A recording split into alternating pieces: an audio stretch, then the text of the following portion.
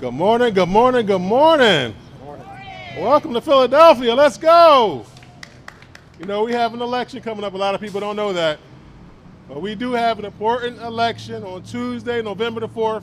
And I believe that this election is the most important election in our lifetime.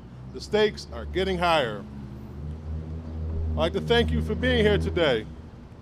We are proud to announce the official rollout of our redesigned provisional ballot envelope and a more important step toward making voting in Philadelphia simpler, clearer, and more accessible for the voters and poll workers. Our goal was to remove and reduce errors, particularly in provisional voting, where mistakes can result in disqualified ballots. The updated envelope design is the result of extensive feedback from election officials, voters, and accessibility advocates. And I would like to thank our staff. Make some noise for our staff, City Commissioner staff. Come on, y'all. For working tirelessly around the clock to get this done. And what are the key improvements? It simplifies the layout. It's a clear labeling and organization, and a signature field for visibility. Improved instructions, accessibility, and visibility enhancements. And why this matters. This is more than just a design upgrade. This change reduces ballot rejection rates, saves times during the tabulation process, and ensures every eligible vote is counted. It also gives poll workers an easier tool to guide voters through provisional voting with fewer errors. We encourage all voters and election workers to review this new design, which will be available at all voting sites starting this election cycle. If you have any questions or would like to see a sample of the envelope, materials are available here today. And thank you again for supporting a stronger, more accessible democracy. And I have the honor of introducing a friend of Philadelphia. He, of course, was a hero that stood with us in 2020. And he's a colleague, he's a friend, and he's a neighbor in the city of Philadelphia.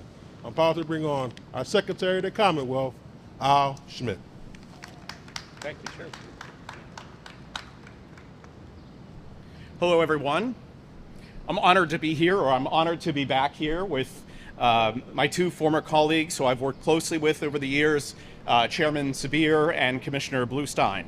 Today, we're introducing a redesign of the provisional ballot envelopes voters use when they show up at the polling place on Election Day to cast their vote. They can now be used by counties across the Commonwealth, beginning with this November election. This is the latest step by the Pennsylvania Department of State, our county partners who have worked together and taken reduced the number of rejected ballots so to reduce the likelihood of voter error. This update follows the Shapiro administration's commitment to the successful redesign of the mail-in ballot envelopes and materials that we did last year that resulted in a 57% decrease in ballots being rejected that were cast by mail-in ballots. We still have about 30% of all ballots cast by provisional ballot at the polling place that are rejected, and there are a number of reasons for that. And some of them are ones that can only be approached through voter education or voter outreach and training and things like that. And that is that sometimes people will show up to vote and they're not registered to vote, so their vote can't be counted. Again, only voter education can really do something about that to make sure that they register in advance of Election Day. But other than that, the most common reason is mistakes made by either the voter or the polling place officials when completing the mail-in ballot materials at the polling place. This redesign that we're announcing today has been the result, as Chairman Sabir said, of feedback that we received from counties across Pennsylvania, but really led by Philadelphia. The new envelope features and layout provide clearer instructions to voters. So when they fill them out, they're filled out correctly, and very importantly, it also streamlines the process for accepting and submitting ballots for election board workers at the polling place, and clearly identifying all the fields that have to be completed for that ballot to count. And it's an understandably challenging situation on election day. You have, especially in presidential elections, lines of people and poll workers who are working for more than 13 hours a day to make sure that voters can cast their vote and have them counted. So it's important that the instructions and materials are as clear as they can possibly be to reduce the likelihood of voters making an error. We believe that these changes in provisional ballot materials will have a positive impact, just as we did with mail-in ballots in the last 2 years. Every eligible registered voter in Pennsylvania should have the opportunity to cast their vote and to have their vote counted. This redesign will help achieve that goal. I want to thank the City of Philadelphia, the City Commissioners of Philadelphia in particular, and the hardworking staff at the Philadelphia City Commissioner's Office, and our county election officials who worked so closely together to make this possible. In my years as a county election official, I remember complaining about the Pennsylvania Department of State at times. And they would say, you know, we're partners, right? But it didn't necessarily always feel like a partnership. So it's been the commitment of this administration in Harrisburg to make sure that we work with our counties closely, to make sure we hear what our counties have to say about how we can be best supportive of their effort and their important job that only they can do. Thank you.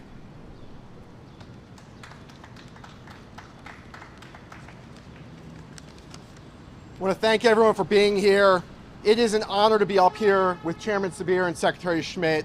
I want to thank the chairman in particular for his leadership back this past winter when the idea was brought to him and to the board to redesign the provisional ballot envelope, and his support really moved that forward. I'd also like to thank our communications lead, A.M. Libresco, our former Deputy Solicitor, Allison Storr, and Rob Beecher from the Department of State for their vision in getting this accomplished and working with the partners from the other counties, in particular Berks, Butler, Greene, and Mercer counties, in making this design usable for every county across the Commonwealth. I'm extremely proud of the work that went into redesigning this envelope. Improvements to envelope design might seem like a small thing, but it has a huge impact on the ability for Pennsylvanians across the Commonwealth to have their votes counted. It makes a big difference. Since I've become commissioner, we've made every effort to ensure that immaterial errors on envelopes do not impact the ability for every Pennsylvanian to have their vote counted. It is essential that every single person who tries to participate in our election, if they are eligible to vote, has the ability to do so. This redesign is just one more step in that direction in making voting more accessible for everyone. We have an important election coming up, as the chairman said, some important dates for every voter to be aware of for the November 4th election. October 20th, Monday, October 20th is the deadline to register to vote. And Tuesday, October 28th is the deadline to apply for your mail ballot if you're choosing to vote by mail. You can go to our website at vote.phila.gov for more information. Thank you.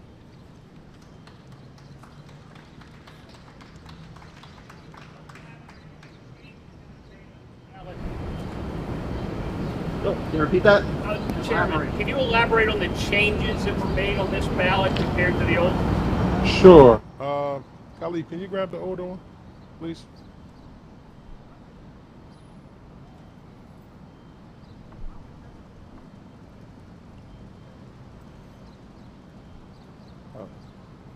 So this is current envelope, and this is the redesigned envelope.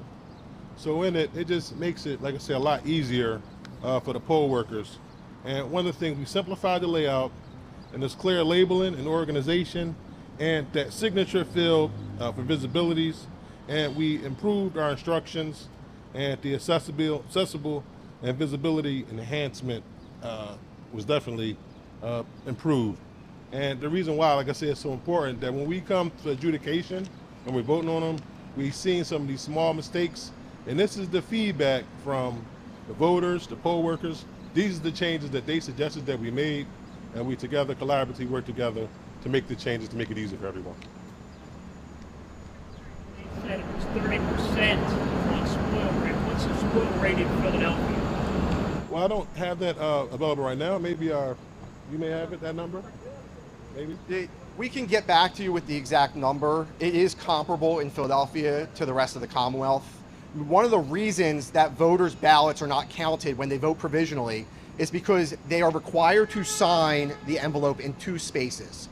So you can see in this envelope that we currently use, it's not as clear where they should put 2 separate signatures, whereas on the new envelope design, there's symbols here that make it very clear where the voters need to sign, with very clear instructions on the envelope that they must sign the envelope twice.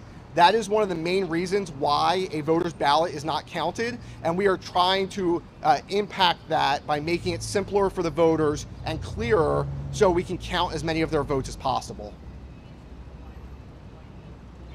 I think some readers might not understand why is the provisional ballot necessary. Sure. Let's just say you're at your job, polls close at 8 p.m. Your polling location is in South Philadelphia, but you work all the way in the far northeast. And your boss asks you to take an extra shift, and you can't make it back down to South Philadelphia before the polls close. So any eligible registered Philadelphian can vote in any polling location, but they'll have to vote provisionally. So they can walk literally right in and vote provisionally. So that's one example. And the thing about provisional ballots is there's already a stigma that provisional ballots don't count inside of our community. It's misinformation, disinformation. So when a voter does vote provisionally, for their vote to go through, that builds confidence in the process. That's why it's so critical. Typical election, do you see how many provisional ballots? Well, it fluctuates from election to election based off turnout. In the presidential, you'll see a lot more. And of course, in the local election, like we might say November the 4th, it may not be as many, but it can decide who's going to be inside office. Okay? Expect that every county in the Commonwealth will be redesigned.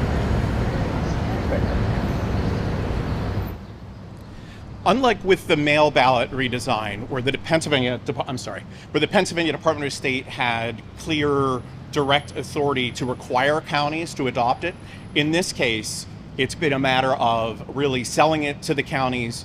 Every vote is precious in every county, whether you're running elections in Philadelphia or you're running elections in Elk County. I know from visiting all 67 of them, sitting down with their election directors, sitting down with their county commissioners, that they're committed to doing what they can to make it easier for voters to cast their vote and have it counted, and not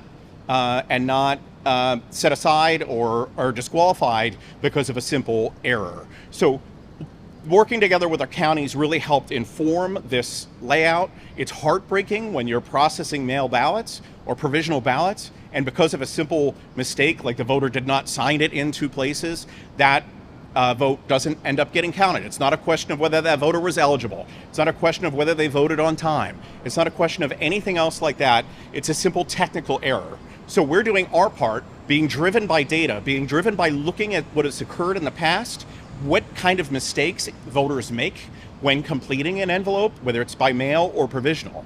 And there, as the chairman said, there are several reasons why voters might vote by a provisional ballot. Say they're registered to vote, but they show up at a polling place that isn't their home division or their home precinct.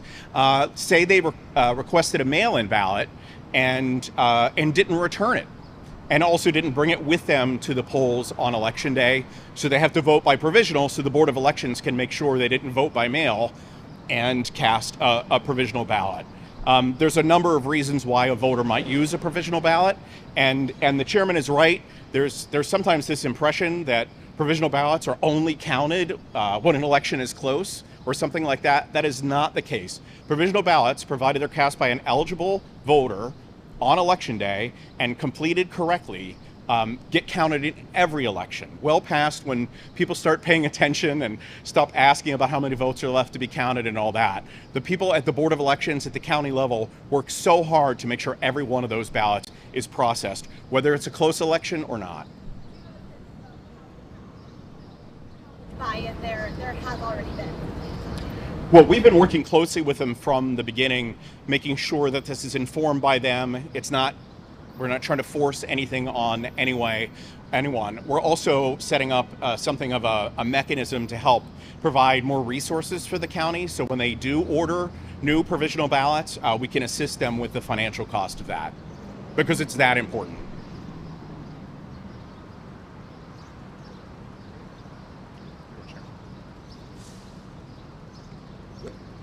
Well, thank you for coming out, and we're going to do a group picture.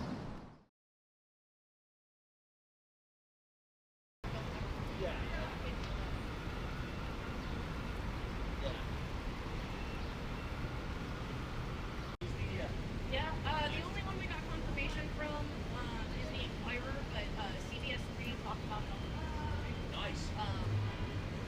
And I have a really good relationship with somebody. Good. Nice.